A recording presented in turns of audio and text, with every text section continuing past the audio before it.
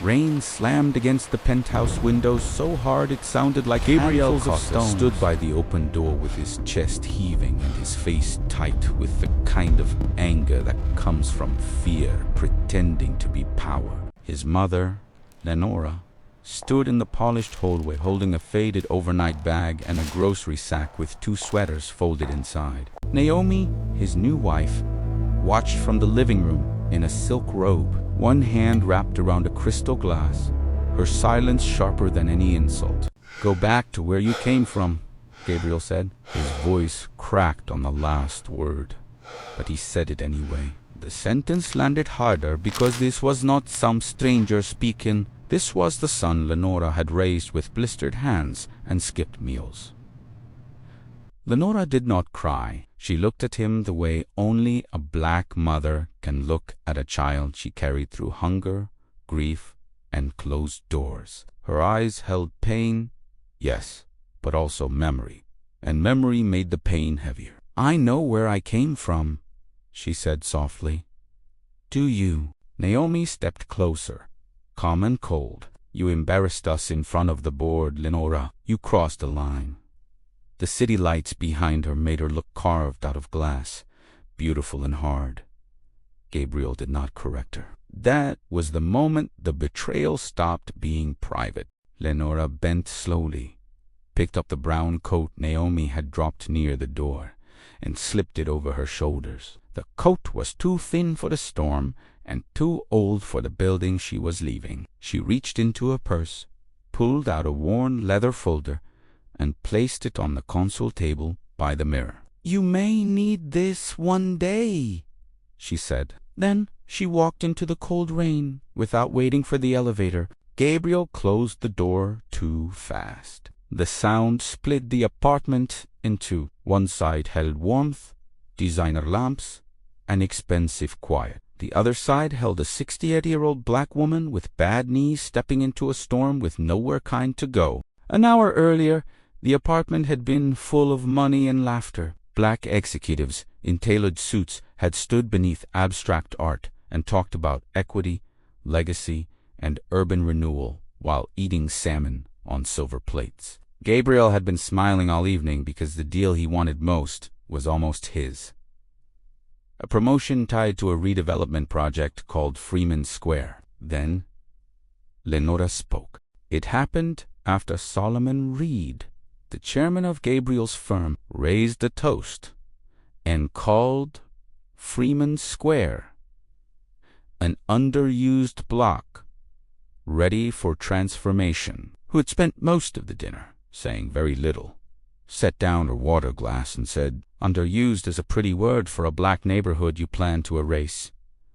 The room went still. Naomi's smile froze in place like thin ice over deep water. Solomon tried to laugh it away.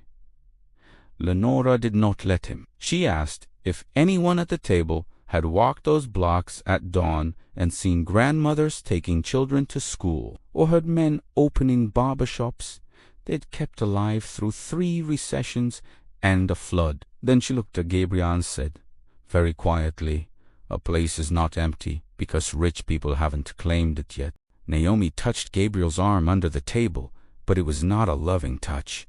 It was a warning. Gabriel heard the shift in the room, heard the opportunity slipping, heard the old fear that had followed him since boyhood. The fear of looking small in spaces built to measure black success by how far it stood from black struggle. That fear had been with him long before Naomi.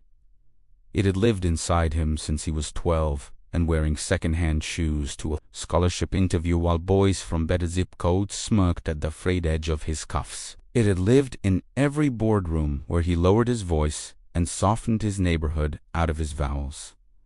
He told himself he was evolving. He never admitted how much of it was hiding. Lenora had raised him in Easton Terrace, a black neighborhood famous in campaign speeches and forgotten in budgets. Their apartment sat above a laundromat with a broken security light and a landlord who fixed nothing unless the city forced him. Lenora worked 3 jobs over the years: home health aide, cafeteria cook, overnight cleaner in the county courthouse. She made poverty look neat because she refused to let it look victorious. Gabriel grew up thinking his mother had always been small. Not weak, never weak, but small in the way candle flames are small until you notice they outlast the dark. She wore the same good church shoes for 9 years. She could stretch one chicken into 3 dinners and still pack his lunch with a note. She called him Professor before he ever stepped onto a college campus because she said black boys deserved names that sounded like futures. What Gabriel did not know was that his mother had once been a storm in a courtroom.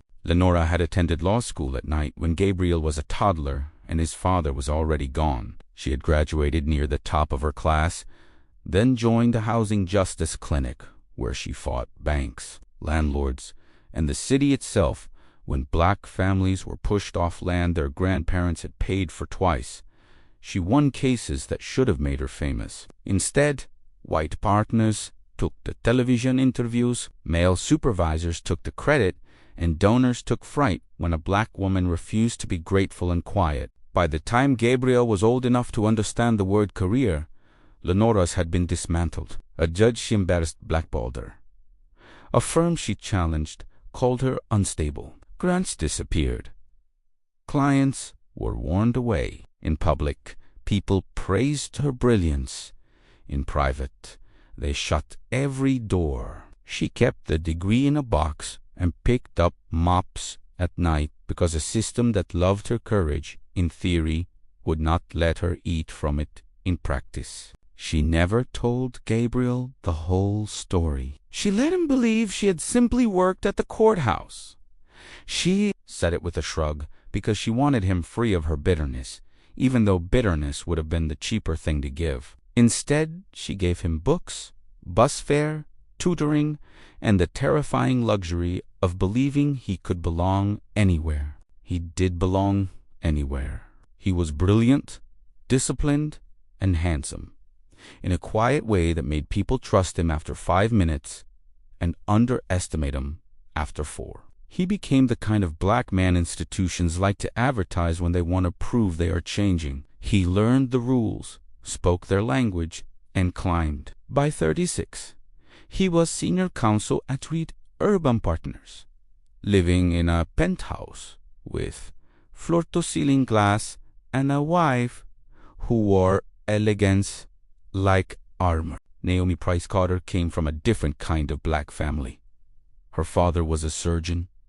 Her mother ran a foundation. They had money, polish, and the strict belief that survival meant never appearing chaotic in front of people waiting to call black folks unfit. Naomi had grown up hearing that excellence was not enough.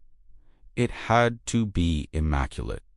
It had to be expensive. It had to never smell like struggle. She loved Gabriel because he was rising. He loved her because she made rising feel complete. Together, they looked like a magazine spread about black success in a city that liked its progress photogenic. But Naomi did not love the parts of Gabriel that came from Easton Terrace. She tolerated them the way a museum tolerates dust behind the glass. When Lenora's building developed black mold and the city delayed relocation assistance for the 3rd time, Gabriel insisted she move into the penthouse for a little while.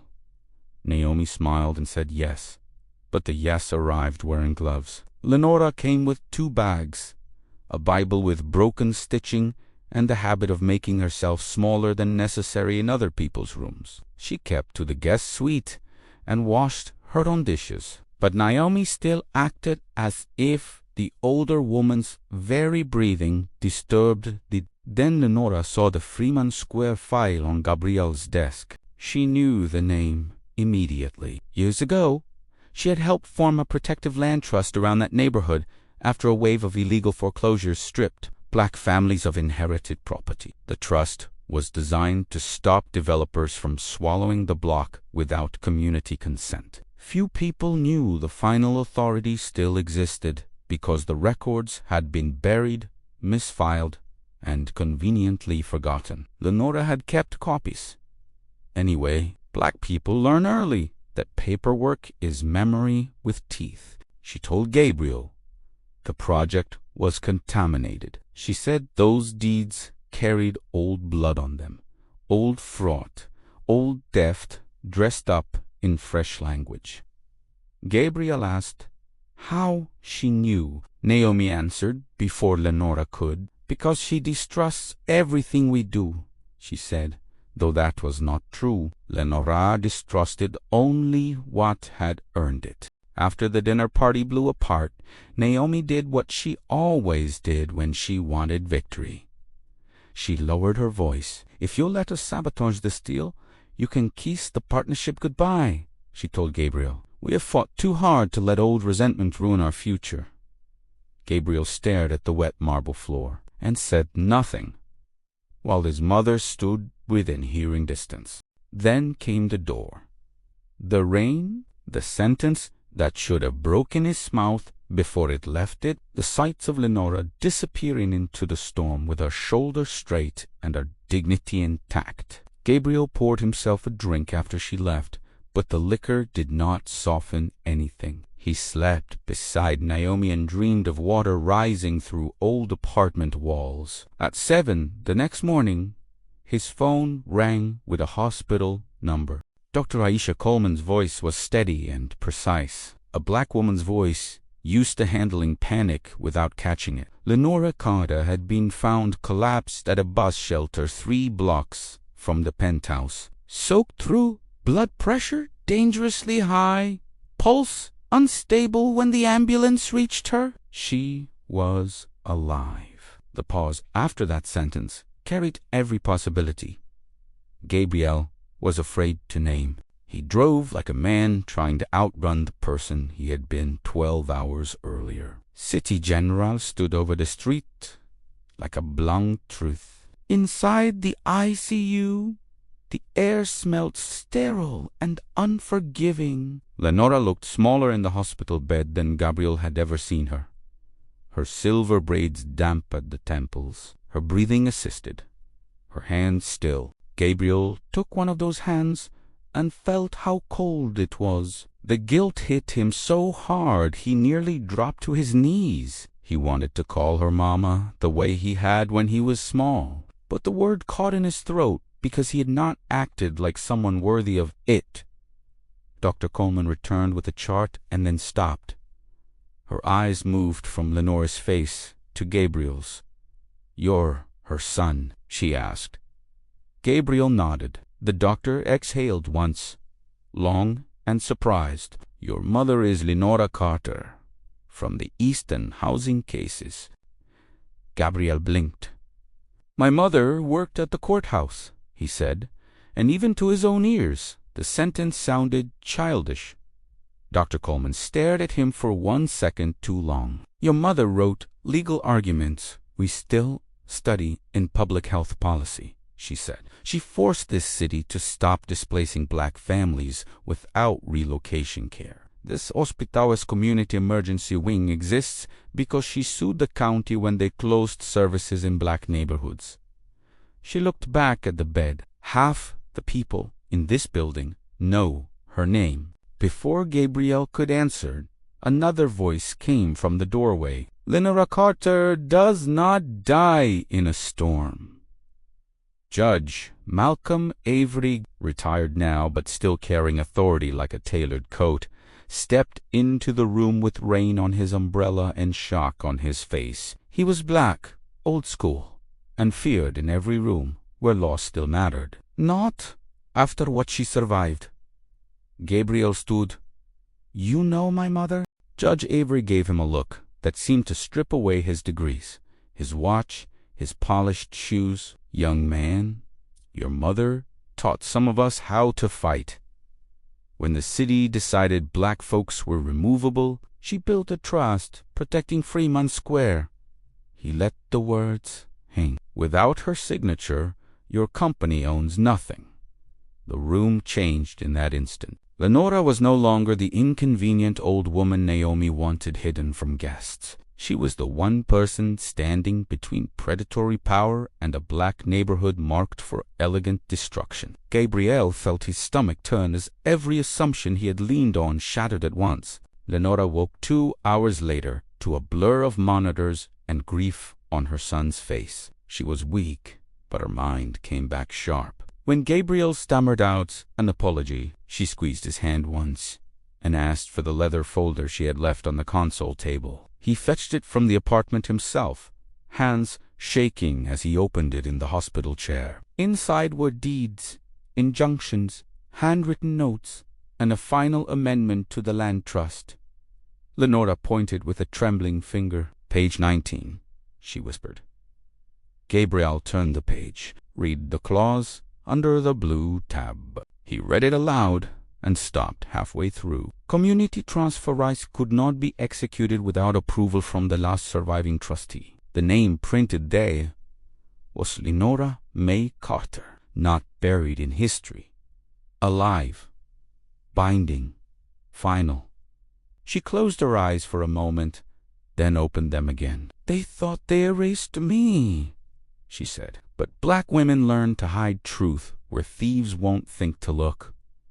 Gabriel sat there speechless, holding the papers that could stop the deal he had thrown his mother into the rain to protect. He left the hospital and went straight to Easton Terrace. Lenora's old apartment was sealed for mold, but Ms. Odessa, from downstairs, had a key to the storage unit. Inside, Gabriel found boxers, not junk.